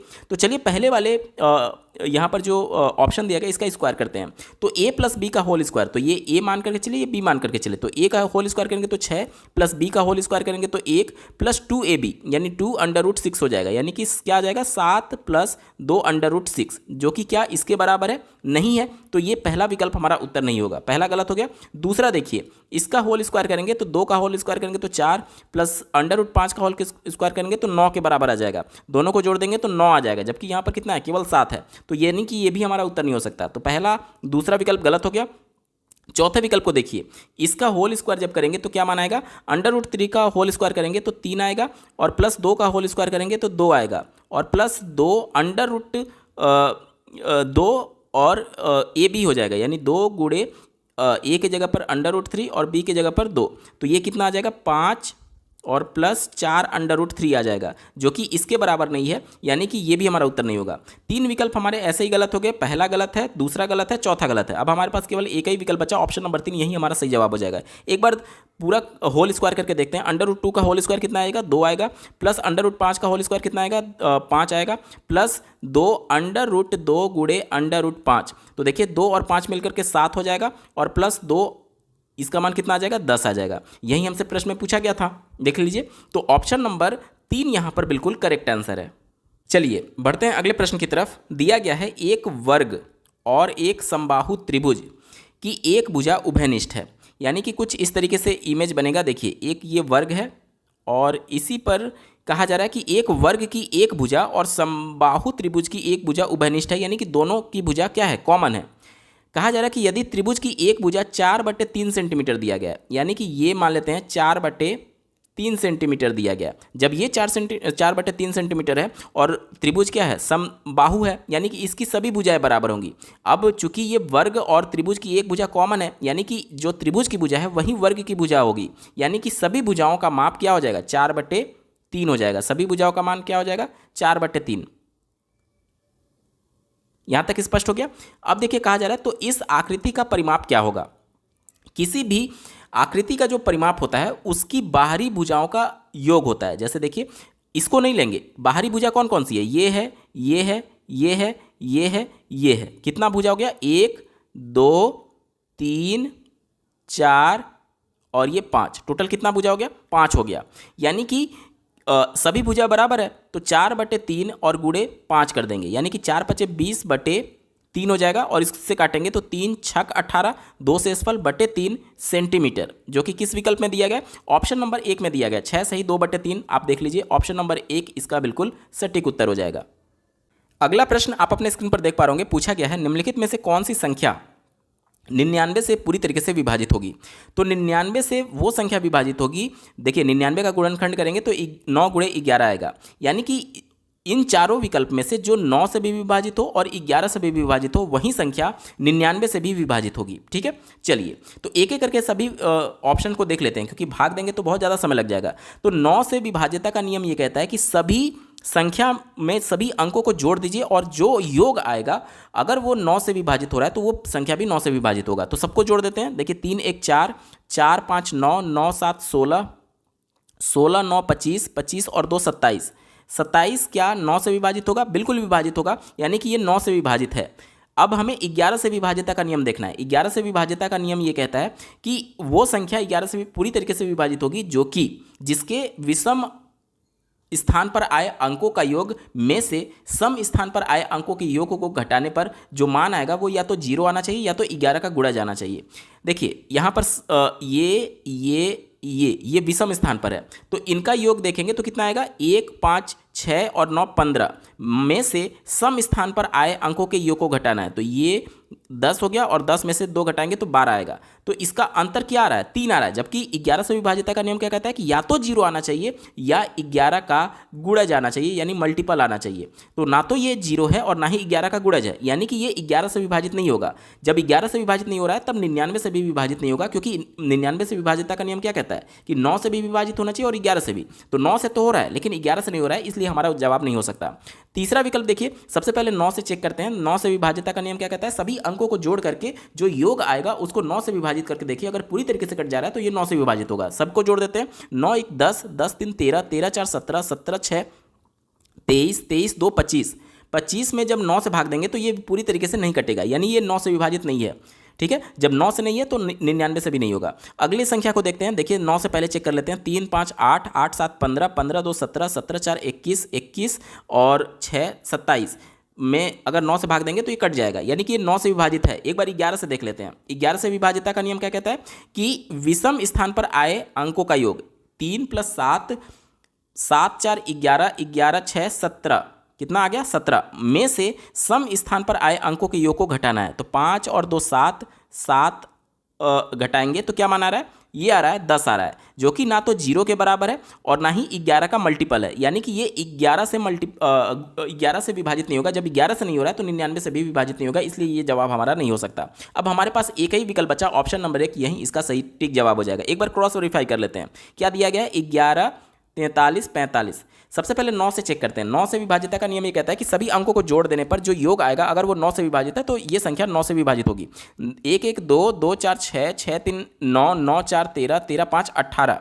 18 को 9 से भाग देंगे तो ये पूरी तरीके से विभाजित हो रहा है, यानी कि ये वाली संख्या जो है वो 9 से विभाजित हो रही है। अब एक बार 11 से विभाज्यता का नियम देख लेते हैं। 11 से विभाज्यता का नियम कहता है कि विषम स्थान पर आए अंकों का योग, देखिए 1 4 5, 5 4 9 में से सम स्थान पर आए अंकों के योग को घटाना है। तो 1 3 4, 4 5 9, 9 में से 9 घटाएंगे तो 0। 11 से विभाज्यता का नियम ये कहता है कि विषम स्थान पर आए अंकों का योग में से सम स्थान पर आए अंकों के योग को जब घटाएंगे तो या तो 0 आना चाहिए या तो 11 का मल्टीपल आना चाहिए। देखिए हमारा मान कितना आ गया? 0 आ गया, यानी कि ये संख्या 9 से भी विभाजित है और 11 से भी विभाजित है, इसलिए ये संख्या 99 से भी पूरी तरीके से विभाजित होगी। ऑप्शन नंबर 1 सटीक उत्तर है। चलिए बढ़ते हैं अगले प्रश्न की तरफ। पूछा गया है पाई क्या है। पहला विकल्प दिया गया पाई एक परिमेय संख्या है। परिमेय संख्या उस संख्या को कहते हैं जिसको p/q के फॉर्म में लिखा जा सकता है। अब पाई का मान एग्जैक्टली 22/7 हम लोग लिख तो देते हैं, लेकिन एग्जैक्टली ये 22/7 नहीं होता है, बल्कि इसका मान 3.14 आगे डैश डैश डैश डैश इस तरीके से होता है। तो इसको एग्जैक्टली हम लोग p/q के फॉर्म में नहीं लिख सकते, ये उसका लगभग मान होता है। जब इसको p/q के फॉर्म में नहीं लिखा जा सकता यानी ये परिमेय संख्या नहीं होती है। ठीक है, अब 3.144 आगे बहुत सारे अनरिपीट होने वाले यहाँ पर डिजिट्स आएंगे। तो जब इसको मैथमेटिकल कैलकुलेशन आसान बनाने के लिए इसको आम बोलचाल की भाषा में 22/7 लिख दिया जाता है, लेकिन एग्जैक्टली इसका मान 22/7 के बराबर नहीं होता है, यानी कि इसको p/q के फॉर्म में नहीं लिखा जा सकता, इसलिए ये परिमेय संख्या नहीं है। दूसरा विकल्प दिया गया पूर्णांक। पूर्णांक किसे कहते हैं? जो संख्या पूरी तरीके से कंप्लीट हो, जैसे 1 2 3, यानी कंप्लीट अंक जो होता है। अब चूंकि दशमलव के बाद यहाँ पर अंक नहीं आना चाहिए, लेकिन पाई का जो मान होता है वो 3.14 समथिंग समथिंग होता है, यानी कि ये पूर्ण अंक नहीं है, इसलिए इसको पूर्णांक नहीं कहा जा सकता। तीसरा दिया गया अभाज्य संख्या।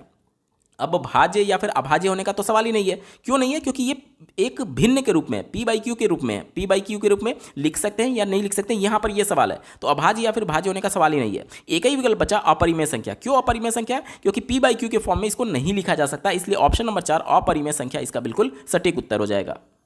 अगला प्रश्न आपके स्क्रीन पर है, देखिए दिया गया है 10 पर घात 3x का मान 125 दिया गया है, तो 10 पर घात -2x का मान क्या होगा? देखिए घातांक के नियम से इसको हम लोग सॉल्व करते हैं। अगर मैं 10 पर घात 3x का मान कितना दिया गया है? 125 दिया गया है, तो इसको मैं क्या लिख सकता हूँ? 10 पर घात x पर घात 3 लिख सकता हूँ, ठीक है। और इसको क्या लिख सकता हूँ? 5 पर घात 3 लिख सकता हूँ। ऐसा मैं क्यों कर रहा हूँ? ऐसा इसलिए कर रहा हूँ कि दोनों तरफ जो घातांक है उसको मैं बराबर करना चाहता हूँ। घातांक के नियम से अगर घातांक बराबर है तो आधार भी बराबर होगा, यानी कि 10 पर घात x का मान हम लोग क्या लिख सकते हैं? 5 लिख सकते हैं। अब ये वाला टर्म मैंने कैसे लिखा? ऐसे आपने पढ़ा होगा घातांक का नियम कि a पर घात n पर घात अगर m है तो इसका मान हम लोग लिख सकते हैं a पर घात m इंटू n, ठीक है। उसी नियम से मैंने यहाँ पर ये लिखा था। तो अब हमारे पास एक वैल्यू प्राप्त हो गई कि 10 पर घात x का मान कितना होगा? 5 होगा। हमसे क्या बोला गया? 10 पर घात -2x का मान बताइए। 10 पर घात -2x का मान बताइए।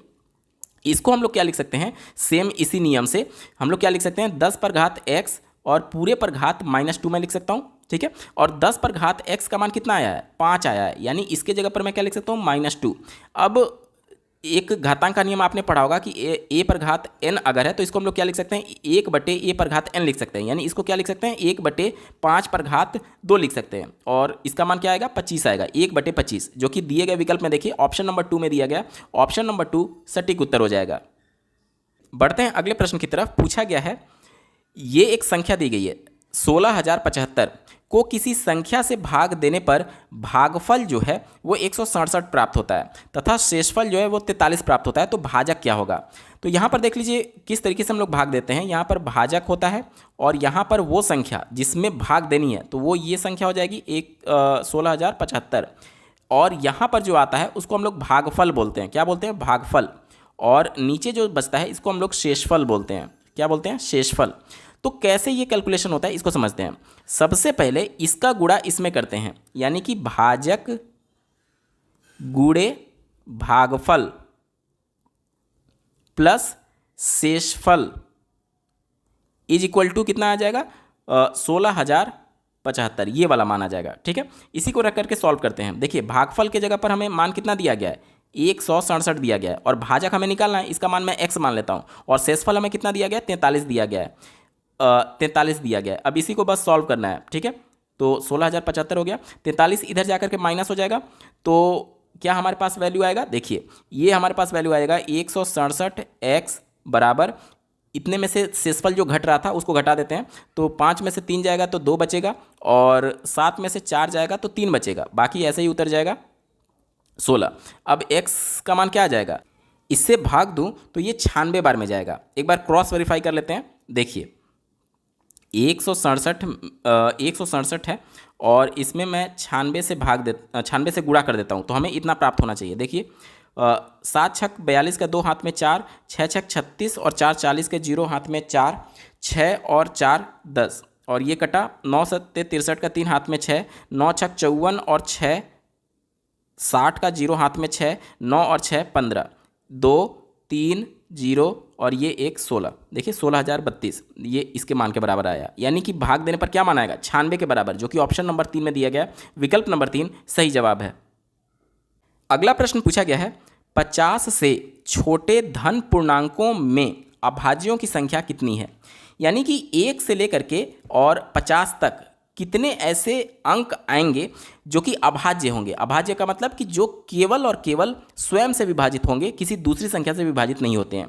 तो यहाँ पर लिख लेते हैं। देखिए 2 हो गया सबसे छोटी अभाज्य संख्या, उसके बाद से 2 के बाद 3, 3 के बाद 5, 5 के बाद 7, उसके बाद से 8 9 ये सब विभाजित हो जाते हैं, 10 भी विभाजित हो जाएगा, उसके बाद 11, 12 विभाजित हो जाएगा, 13 नहीं विभाजित होता है, उसके बाद 14 विभाजित हो जाएगा, 15 हो जाएगा, 16 हो जाएगा, 17 नहीं होता है, 18 हो जाएगा, 19 नहीं होता है, 20 हो जाएगा, 21 हो जाएगा, 22 हो जाएगा, 23 नहीं होता है, 24 हो जाएगा, 25 हो जाएगा, 26 हो जाएगा, 27 हो जाएगा, 28 भी हो जाएगा, 29 नहीं होता है, 30 हो जाएगा, 31 नहीं होता है, 32 हो जाएगा, 33 भी हो जाएगा, 34 भी हो जाएगा, 35 भी हो जाएगा, 36 भी हो जाएगा, लेकिन 37 नहीं होता है, 38 हो जाएगा, 39 हो जाएगा, 40 भी हो जाएगा, 41 नहीं होता है, 42 हो जाएगा, 43 नहीं होता है, 44 हो जाएगा, 45 हो जाएगा, 46 हो जाएगा, 47 नहीं होता है, 48 हो जाएगा, 49 हो जाएगा और 50 हो जाएगा। तो टोटल इतने होंगे जो कि केवल स्वयं से विभाजित होते हैं। देख लीजिए, काउंट कर लेते हैं। 1 2 3 4 5 6 7 8 9 10 11 12 13 14 और 15। टोटल अभाज्यों की संख्या कितनी हो जाएगी? 15 हो जाएगी, जो कि चौथे विकल्प में दिया गया। ऑप्शन नंबर 4 15 सही जवाब है। चलिए बढ़ते हैं अगले प्रश्न की तरफ। पूछा गया है, दो संख्याओं में से बड़ी संख्या का दुगना छोटी संख्या के 5 गुने से 3 ज़्यादा है तथा बड़ी संख्या के 4 गुने और छोटी संख्या के तिगुने का योग 71 है, तो वे संख्याएं क्या होंगी? अब इतना कैलकुलेशन करने से बेहतर यह है कि हम लोग विकल्प से ही उत्तर तलाशने की कोशिश करें। तो पहले कंडीशन को सेटिस्फाई कराने की कोशिश करते हैं। देखिए, कहा गया है दो संख्याओं में से बड़ी संख्या का दुगना, बड़ी संख्या का दुगना। पहले विकल्प को लेकर के चलते हैं। बड़ी संख्या ये है, इसका दुगना करेंगे तो कितना आएगा? ये आएगा 86। कहा जा रहा है कि बड़ी संख्या का दुगना छोटी संख्या के 5 गुने से 3 ज़्यादा है। छोटी संख्या ये है, इसका 5 गुना करेंगे तो कितना आएगा? 8 5 40। कहा जा रहा है कि ये 3 ज़्यादा है। क्या ये केवल 3 ही ज़्यादा है? नहीं, ये और भी ज़्यादा है, तो ये हमारा जवाब नहीं हो सकता। ठीक है, चलिए दूसरे विकल्प को देख लेते हैं। कहा जा रहा है कि बड़ी संख्या का दुगना यानी ये 34 हो जाएगा, छोटी संख्या के 5 गुने से कहा जा रहा है कि ये 3 ज़्यादा है। क्या केवल 3 ही ज़्यादा है? नहीं, तो ये भी सेटिस्फाई नहीं कर रहा है। चौथे विकल्प को देख लेते हैं। बड़ी संख्या का दुगना यानी कि 22 छोटी संख्या के 5 गुने से यानी 45 से कहा जा रहा है कि ये 3 ज़्यादा है, जो कि सेटिस्फाई नहीं कर रहा है। ये भी हमारा जवाब नहीं होगा। अब हमारे पास केवल एक ही विकल्प बचा, ऑप्शन नंबर 3। देखिए, बड़ी संख्या का दुगना कितना हो जाएगा? 28। छोटी संख्या के 5 गुने से 5 का 5 गुना कितना हो जाएगा? 25। कहा जा रहा है बड़ी संख्या का दोगुना छोटी संख्या के 5 गुने से 3 अधिक है। देखिए, बिल्कुल सही बात है, 25 से ये 3 अधिक है, यानी ये पूरी तरीके से सेटिस्फाई कर रहा है। पहला कंडीशन ये वाला ऑप्शन सेटिस्फाई कर रहा है। अब एक बार दूसरे कंडीशन को देख लेते हैं। कहा जा रहा है तथा, यानी कि पहला कंडीशन तो सेटिस्फाई कर लिया, दूसरे कंडीशन को एक बार क्रॉस वेरीफाई कर लेते हैं। बड़ी संख्या के 4 गुने, बड़ी संख्या का 4 गुना 14 चौका 56 और छोटी संख्या के तिगुने, छोटी संख्या का तिगुना कितना हो जाएगा? 5 तिहाई 15 का योग इन दोनों को जोड़ना है। तो 6 5 11 का 1 हाथ में 1, 5 1 6 और 1 7, 71 के बराबर है, जो कि पूरी तरीके से सेटिस्फाई कर रहा है। तो वे संख्याएं क्या होंगी? वे संख्याएं 14 और 5 होंगी। ऑप्शन नंबर 3 सटीक उत्तर है।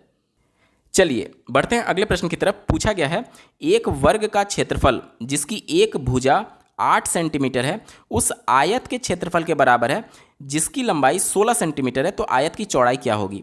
कहा यह जा रहा है कि एक वर्ग है जिसका भुजा जो दिया गया है वो 8 सेंटीमीटर दिया गया है और इसका क्षेत्रफल जो है वो एक आयत के बराबर के क्षेत्रफल के बराबर है जिसकी लंबाई 16 सेंटीमीटर दिया गया, तो इसका चौड़ाई क्या होगा वो हमसे पूछा जा रहा है। तो वर्ग का क्षेत्रफल क्या होता है? भुजा स्क्वायर, यानी कि वर्ग का क्षेत्रफल क्या हो गया? 8 का स्क्वायर यानी कि 64, जो कि आयत के क्षेत्रफल के बराबर है। तो आयत का क्षेत्रफल क्या होता है? लंबाई गुणे चौड़ाई। लंबाई का मान हमें 16 दिया गया और चौड़ाई हमसे पूछा जा रहा है, तो 16 चौक 64 होता है, यानी कि चौड़ाई कितना हो जाएगा? चौड़ाई हमारे सामने आ गया 4 सेंटीमीटर हो जाएगा, जो कि ऑप्शन नंबर 1 में दिया गया 4 सेंटीमीटर इसका बिल्कुल सटीक उत्तर है।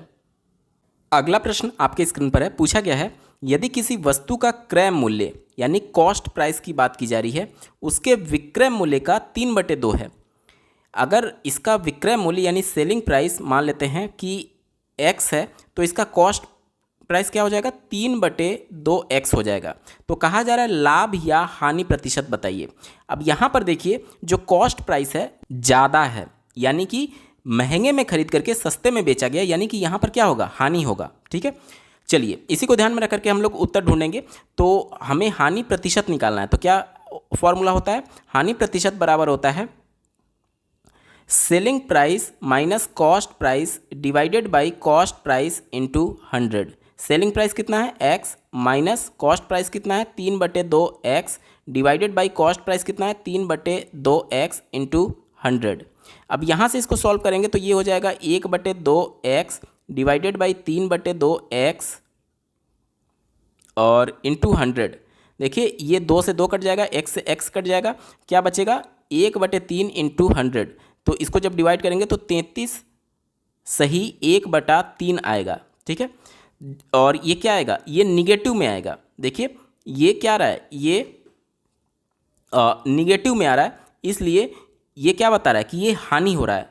देखिए सबसे पहले ही आपको 33 सही 1/3% देखने को मिलेगा, लेकिन ये लाभ है तो तुरंत हम लोग केवल ये वैल्यू दे करके टिक लगा देते हैं। और अगर आपने इसको टिक किया तो ये आपका उत्तर गलत हो जाएगा, क्योंकि लाभ नहीं हो रहा है बल्कि हानि हो रहा है, क्योंकि महंगे में खरीद करके सस्ते में बेचा गया है। तो हानि वाला सही होगा, 33 सही 1/3, ऑप्शन नंबर 4 सही उत्तर होगा। अगला प्रश्न पूछा गया है, देखिए 12, 10, 12 को 12 से भाग देने पर शेषफल क्या बचेगा। तो यहाँ पर मैं भाग देता हूँ। देखिए 12, 10, 12 और 12 से डिवाइड करेंगे तो एक बार में जाएगा, ये 12 पूरा कट जाएगा। उसके बाद 1 उतारेंगे, ये भाग नहीं जाएगा तो यहाँ पर मैं 0 उतार देता हूँ। फिर हम लोग क्या उतारेंगे, 0 उतारेंगे, फिर भी भाग नहीं जाएगा तो फिर एक 0 उतारेंगे, फिर 1 उतारेंगे तो क्या हो जाएगा 12 8 96 होगा। शेषफल 5 बचा, फिर ये 2 उतारेंगे तो 52 हो जाएगा। 12 चौक 48, 12 चौक 48 और यहाँ पर 48 लिखेंगे तो 52 में से 48 जाएगा तो 4, यहीं शेषफल 4 बचेगा। और यही हमसे पूछा गया था शेषफल कितना बचेगा, तो उत्तर क्या हो जाएगा, ऑप्शन नंबर 2 4 इसका सटीक उत्तर है। अगला प्रश्न पूछा गया है, देखिए यहाँ पर 378 गुणे 236 गुणे 459 गुणे 312 दिया गया है और पूछा जा रहा है गुणनफल में इकाई का अंक क्या होगा।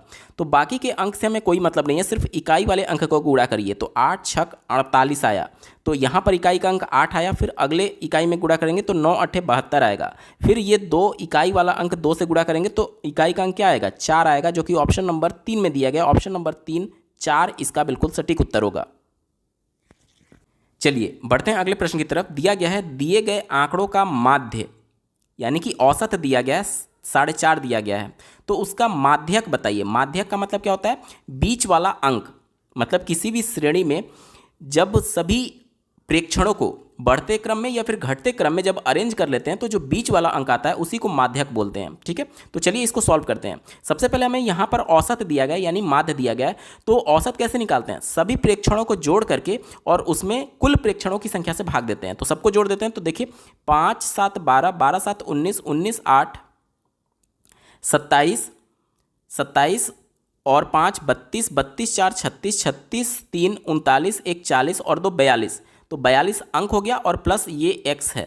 और टोटल कितने प्रेक्षण है, 1 2 3 4 5 6 7 8 9 और ये 10, बराबर इसका औसत मान कितना दिया गया है, 4.5 दिया गया है। तो इसके जगह पर मैं क्या लिख देता हूँ, 4.5।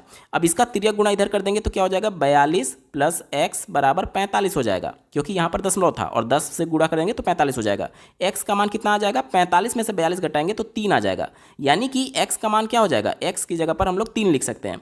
अब चूंकि हमें माध्यक बताना है तो इसको हम लोग क्या करना होगा, इसको बढ़ते क्रम या फिर घटते क्रम में लिखना होगा। चलिए मैं इसको बढ़ते क्रम में लिखता हूँ। तो सबसे छोटी संख्या पहले लिखेंगे तो 1, उसके बाद उससे बड़ी तो 2, उसके बाद उससे बड़ी 3, ये भी 3 है तो इसको भी लिखना होगा, उससे बड़ी तो 4, उससे बड़ी तो 5 2 बार आया है तो हमने 5 को 2 बार लिख लिया, उससे बड़ी 7 2 बार आया है तो 2 बार लिख लेते हैं, 1 2 और अंत में ये 8 हो जाएगा। टोटल 10 प्रेक्षण थे तो 1 2 3 4 5 6 7 8 9 और ये 10। ठीक है, टोटल 10 प्रेक्षण हो गए। अब हमसे माध्यक पूछा जा रहा है। माध्यक क्या होता है, मैंने बताया कि बढ़ते क्रम या फिर घटते क्रम में अरेंज करने के बाद से जो बीच वाले अंक आते हैं उसी ही को माध्यक बोलते हैं। अब यहाँ से देखिए इधर से 4 अंक को मैंने छोड़ा, इधर से 4 अंक को छोड़ा, तो ये दोनों जो है वो मध्य के अंक आ रहे हैं। क्योंकि यहाँ पर प्रेक्षणों की संख्या सम में है, क्योंकि टोटल प्रेक्षण कितने थे, 10 थे, जो कि एक सम है। तो सम में क्या होता है कि 2 अंक बीच में आएंगे और इसके बीच का मान निकालने के लिए दोनों को जोड़ करके 2 से भाग दे देते हैं। तो 4 + 5 बटे 2 करेंगे तो 4 5 9 हो जाएगा और बटे 2 करेंगे तो 4.5 आएगा। दिए गए विकल्प में देखिए किसमें 4.5 दिया गया, ऑप्शन नंबर 3 में दिया गया, विकल्प नंबर 3 सटीक उत्तर है। अगला प्रश्न पूछा गया है, सांख्यिकी में विचरण का विश्लेषण नामक विधि का मुख्य श्रेय किसको जाता है। तो इसका जवाब हो जाएगा option number 2 R.A. Fisher. Option number 2 R.A. Fisher सही जवाब है। अगला प्रश्न देख सकते हैं, त्रिभुज ABC के मध्य बिंदु क्रमशः DE और एफ हैं। तो ज्ञात कीजिए निम्न में से कौन सा कथन सत्य है। देखिए ये एक बड़ा सा त्रिभुज है ए बी और ये सी वाला, और इन तीनों भुजाओं के मध्य बिंदु यहाँ पर डी ई और एफ है, और इसको मिलाकर के एक त्रिभुज बनाया गया है। तो हमसे पूछा जा रहा है कौन सा कथन सत्य है। देखिए ये जो छोटे वाले त्रिभुज का जो क्षेत्रफल होता है वो बड़े वाले त्रिभुज के क्षेत्रफल का 1/4 होता है। अब देखिए किस विकल्प में दिया गया है, यहाँ पर देखिए डी ई एफ का क्षेत्रफल जो है वो आधा कहा जा रहा है, जबकि मैंने क्या बताया कि 1/4 होता है, तो ये हमारा उत्तर नहीं हो सकता। दूसरा विकल्प देखिए कहा जा रहा है छोटे वाले त्रिभुज का क्षेत्रफल जो है वो बड़े वाले त्रिभुज के बराबर होगा। क्या ये सत्य है? ये तो देखने में ही आपको बिल्कुल असत्य लग रहा है, तो ये तो हमारा उत्तर नहीं हो सकता। चौथे विकल्प की बात कर लेते हैं। कहा जा रहा है छोटे वाले त्रिभुज का क्षेत्रफल बड़े वाले त्रिभुज का 1/3 है, जो कि गलत है। हमारे पास केवल एक ही विकल्प बचा, ऑप्शन नंबर 3 में देखिए छोटे वाले त्रिभुज का क्षेत्रफल 1/4 है, किसका? बड़े वाले त्रिभुज का, और यही ऑप्शन नंबर 3 यहाँ पर सटीक जवाब हो जाएगा। अगला प्रश्न पूछा गया है, यदि किसी दिए गए आंकड़े का समांतर माध्य ए दिया गया है, ज्यामितीय माध्य जी दिया गया है और हरात्मक माध्य एच दिया गया है, तो निम्न में क्या संबंध होता है?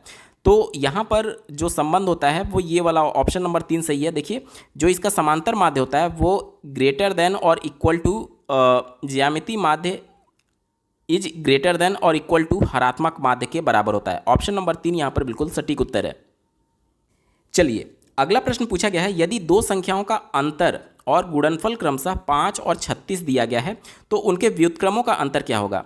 पहली संख्या मान लेते हैं x है और दूसरी संख्या मान लेते हैं y है। तो क्या कहा जा रहा है, इनकी संख्याओं का अंतर हमें दिया गया है कितना? 5 दिया गया है, और इनका गुणनफल x y दिया गया है, कितना दिया गया? 36 दिया गया। तो कहा जा रहा है इनके व्युत्क्रमों का अंतर बताइए। तो ये पहला समीकरण हो गया और ये दूसरा समीकरण हो गया। पहले में दूसरे समीकरण से मैं भाग दे देता हूँ। देखिए x minus Y divided by X Y हो जाएगा, और इधर 5/36 आ जाएगा। अब इसको हम लोग क्या लिख सकते हैं? x/xy लिख सकते हैं, माइनस y/xy लिख सकते हैं, इज इक्वल टू 5/36। इस तरीके से x से x कट जाएगा, y से y कट जाएगा। यहाँ पर क्या बचा? 1/y माइनस 1/x बराबर 5/36।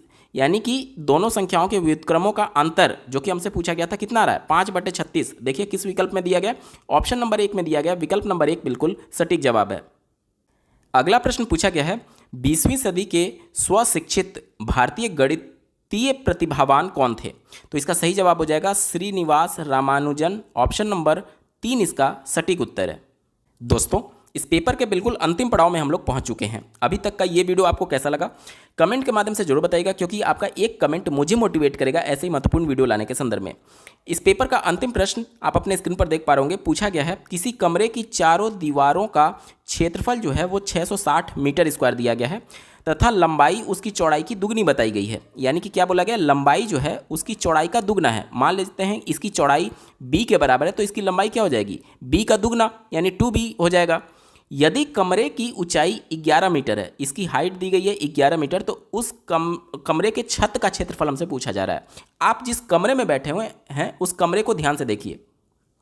कमरे का जो छत है उसमें क्या है? लंबाई है और चौड़ाई है। यानी कि हमें लंबाई और चौड़ाई मिल जाए तो हम उस कमरे का छत का क्षेत्रफल निकाल सकते हैं। अब ना तो हमें लंबाई पता है ना तो हमें चौड़ाई पता है, सिर्फ इतना पता है कि लंबाई जो है वो चौड़ाई का दुगना है। तो सबसे पहले हमें लंबाई और चौड़ाई का मान निकालना होगा। अब ये कैसे निकलेगा? इसके लिए हमें एक यहाँ पर कंडीशन दिया गया है, जो चारों दीवार हैं कमरे के उसका क्षेत्रफल हमें दिया गया है। आप जिस कमरे में बैठे हुए हैं उस चारों दीवारों को ध्यान से देखिएगा। एक दीवार का क्षेत्रफल जो है वो हाइट और लंबाई उसमें आ रहा है, और दूसरे दीवार में देखिएगा चौड़ाई और हाइट निकल करके आ रहा है। और दीवार के आमने सामने मतलब आमने सामने वाले जो दीवार हैं उसमें देखिएगा लंबाई और ऊंचाई हो रहा है, और उसके सामने में भी वही होगा। और दूसरा जो दीवार है जिसमें चौड़ाई और ऊंचाई हो रहा है और उसके सामने वाले दीवार में भी चौड़ाई गुणे ऊंचाई हो रहा है। यानी कि चारों दीवारों का क्षेत्रफल क्या हो जाएगा? एक दीवार का क्षेत्रफल अगर हम लोग देखें तो लंबाई गुणे ऊंचाई हो रहा है। क्या हो रहा है? लंबाई गुणे ऊंचाई। और ये दो दीवार हो रहे हैं क्योंकि आमने सामने दीवारों का क्षेत्रफल बराबर होगा, इसलिए मैं यहाँ पर 2 से गुणा कर दे रहा हूँ। और दूसरा जो दीवार हो रहा है उसमें चौड़ाई गुणे ऊंचाई हो रहा है, और ये भी 2 दीवार हो रहे हैं, इसलिए मैंने 2 से गुणा कर दिया। और टोटल देखिए ये 2 दीवार और ये 2 दीवार दोनों मिलाकर के 4 दीवार का क्षेत्रफल हमें कितना दिया गया है? 660 दिया गया है। कितना? 660 मीटर स्क्वायर। तो यहाँ से अगर मैं 2h कॉमन ले लूँ तो क्या हो जाएगा? l + b का मान हमें कितना दिया गया है? 660 दिया गया है। तो यहाँ पर देखिए h का मान कितना दिया गया है, h का मान 11, तो h की जगह पर अगर मैं 11 रख दूँ तो 11 और गुणे 2 यानी कि क्या हो जाएगा, 11 गुणे 2 22, 22 से इसको काटेंगे तो 22 तियाँ 66 और ये 30 बार में जाएगा। अब हमारे पास इक्वेशन मिल गया कि l प्लस बी का मान कितना है। देखिए l प्लस बी का मान 30 है, l का मान कितने के बराबर है, 2 के बराबर, यानी l प्लस बी का मान जब 30 है और l का मान 2b के बराबर है plus b is equal to 30 हो गया, तो 3b का मान हमारे पास 30 मिल गया। अब 3 से इसको काट देंगे तो 10, यानी कि b का मान हमें कितना पता चल गया, यानी इसकी चौड़ाई कितनी हो गई, 10 मीटर हो गई। जब चौड़ाई पता चल गया तो लंबाई जो है वो चौड़ाई के दुगनी है, तो लंबाई कितना हो जाएगा, 10 गुणे 2 यानी कि 20 मीटर हो जाएगा। अब हमसे पूछा गया कि छत का क्षेत्रफल बताइए। आप जिस कमरे में बैठे हैं उस कमरे का छत देखिए, उसमें क्या है, लंबाई है और चौड़ाई है, उसमें ऊंचाई तो होगा नहीं छत के क्षेत्रफल में, तो छत का क्षेत्रफल क्या हो जाएगा, लंबाई गुणे चौड़ाई, यानी कि 20 गुणे 10 यानी कि 200 मीटर स्क्वायर। अब देखिए 200 मीटर स्क्वायर किस विकल्प में दिया गया, ऑप्शन नंबर 1 में दिया गया है, विकल्प नंबर 1 इसका बिल्कुल सटीक जवाब हो जाएगा। दोस्तों ये पेपर पूरा सॉल्व हो चुका है। आपको ये वीडियो कैसा लगा कमेंट के माध्यम से जरूर बताइएगा। साथ ही साथ 2011 से लेकर के अब तक जितने भी यूपी टेट के पेपर का आयोजन हुआ है ईयर वाइज सभी सब्जेक्ट्स के कंप्लीट पेपर सॉल्यूशन को डिटेल में देखने के लिए आप इस वीडियो का डिस्क्रिप्शन जरूर चेकआउट कर लीजिएगा। इस वीडियो को देखने के लिए आपका बहुत बहुत धन्यवाद। भगवान करे आपका दिन शुभ हो।